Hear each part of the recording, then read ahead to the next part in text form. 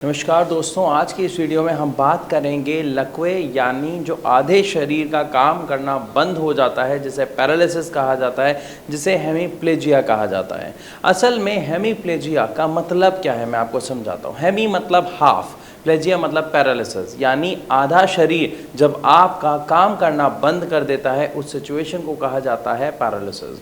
असल में ये पैरालिसिस होता क्यों है, इसके पीछे कारण क्या है? एक सिंपल सा इसके पीछे प्रोसेस है कि हमारे दिमाग में ब्लड फ्लो होता है और ब्लड हमारे दिमाग का खाना उसके पास लेके जाता है और हमारे दिमाग का खाना है ऑक्सीजन।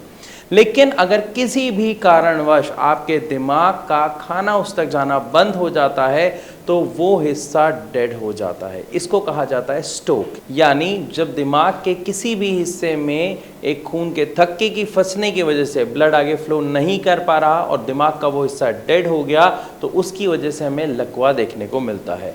हमारा जो दिमाग होता है उसको दो पार्ट में बांटा जाता है, right hand side and left hand side. अगर आपके राइट हैंड साइड के ब्रेन में कोई इशू आता है तो आपका लेफ्ट हैंड साइड का जो बॉडी पार्ट है वो काम करना बंद कर देता है। और अगर आपके ब्रेन के लेफ्ट हैंड साइड में दिक्कत आती है या स्ट्रोक होता है तो आपका राइट हैंड साइड का जो बॉडी पार्ट है वो काम करना बंद कर देता है। अब यहाँ पर हमें क्या समझना ज़रूरी है कि जैसे ही वो काम करना बंद कर देता है तो कौन से लक्षण हमें दिखाई देते हैं, कौन सी समस्याओं का सामना एक व्यक्ति को करना पड़ता है। तो सबसे पहले अगर हम देखें तो जब आपके दिमाग ने आगे सिग्नल देना बंद कर दिया तो आपकी बॉडी भी मूवमेंट करना बंद कर देती है, या ये कहा जाए कि आपके मांसपेशियों में से जैसे जान ही निकल गई हो, कुछ ऐसा हो जाता है। ना वो हिल पाती हैं ना वो काम कर पाती है, यानी ना उंगलियां हिलती हैं ना हाथ हिलता है, ना वो व्यक्ति ठीक से बैठ पाता है ना चल पाता है। ऐसा क्यों? क्योंकि जब आपके शरीर की मांसपेशियों को ऑर्डर ही नहीं दे पा रहा ब्रेन तो वो काम नहीं करती हैं। इसकी वजह से इन मांसपेशियों में सिकुड़न आनी शुरू हो जाती है और साथ ही साथ इनमें जान ना होने की वजह से एक पेशेंट को चलने में दिक्कत होती है, बैठने में दिक्कत होती है, बोलने में दिक्कत होती है, खाने में दिक्कत होती है, इवन उसे मल त्यागने में भी दिक्कत होती है। क्यों? क्योंकि इन सब में जो कंट्रोल हमारे शरीर पर होता है वो शरीर पर से कंट्रोल हट गया होता है, क्योंकि मांसपेशियों में वो कंट्रोल नहीं रहता है, जिसकी वजह से हमारा पेशेंट बहुत ज़्यादा डिप्रेशन में चले जाता है, बहुत ज़्यादा नेगेटिव हो जाता है और उसे लगता है अब उसका कुछ नहीं हो सकता, ये चीज़ें ठीक नहीं हो सकती।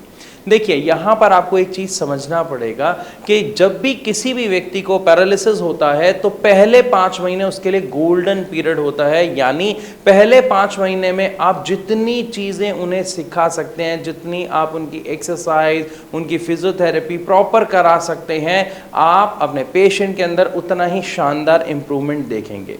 क्योंकि इन 5 महीने में ऐसा क्या होता है, ये मन में सवाल आ रहा होगा ना, क्योंकि इन 5 महीनों में हमारा दिमाग का जो बाकी हिस्सा होता है वो डेड हुए वाले दिमाग के हिस्से के काम को अपने ऊपर लेना शुरू कर देता है और बाकी दिमाग अपने आप को ट्रेन करता है बाकी कामों के लिए। यानी 5 महीने के अंदर अंदर अगर अच्छी फिजियोथेरेपी होती है, एक प्रॉपर शेड्यूल, एक प्रॉपर डाइट आप फॉलो करते हैं, जिसकी अधिक जानकारी के लिए आप नीचे दिए गए नंबर पर फ्री ऑफ कॉस्ट कॉल करके भारत होम्योपैथी के डॉक्टर से डिस्कस कर सकते हैं, तो उस पेशेंट के अंदर बहुत ही शानदार आपको रिकवरी देखने को मिलती है। हम देखते हैं कि कुछ ही महीनों में वो ठीक से बैठ पाते हैं, वो चलने लग जाते हैं, वो एक्सरसाइज कर पाते हैं, इवन वो बोल पाते हैं। लेकिन 5 महीनों के बाद ये प्रोसेस, यानी जो लर्निंग प्रोसेस है, जो इम्प्रूवमेंट प्रोसेस है, ये बहुत ही ज़्यादा धीरे हो जाता है। ऐसा क्यों?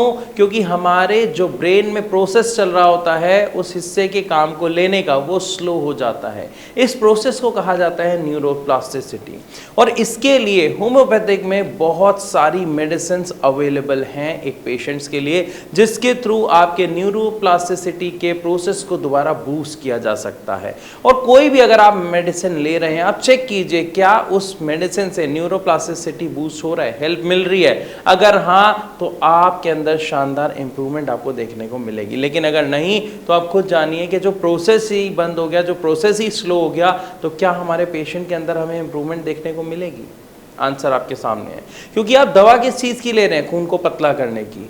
अगर शुगर लेवल बढ़े हुए हैं तो शुगर की, बीपी बढ़ा हुआ तो बीपी की, या फिर विटामिन्स, मिनरल्स, दैट्स इट। तो इससे इंप्रूवमेंट कहाँ आएगी? ये तो आप डाइट से ले सकते हैं ना, मिनरल्स, विटामिन्स, एनर्जी के लिए प्रोटीन, तो हमें क्या करना है, हमें एक सही ट्रीटमेंट का चुनाव करना है ताकि हम अपने पेशेंट के अंदर रिकवरी देख सकें। हो सकता है यहाँ पे आपके मन में भी बहुत सारे सवाल आ रहे हो, आप उन सभी सवालों के जवाब अगर मेरे से वीडियो के माध्यम से चाहते हैं तो कमेंट में लिख के अपने सवाल मुझ तक ज़रूर पहुँचाइए। और अगर आप अपने सवालों के जवाब अभी चाहते हैं तो नीचे दिए गए नंबर पर free of cost Bharat homeopathy के डॉक्टर्स से बात करें।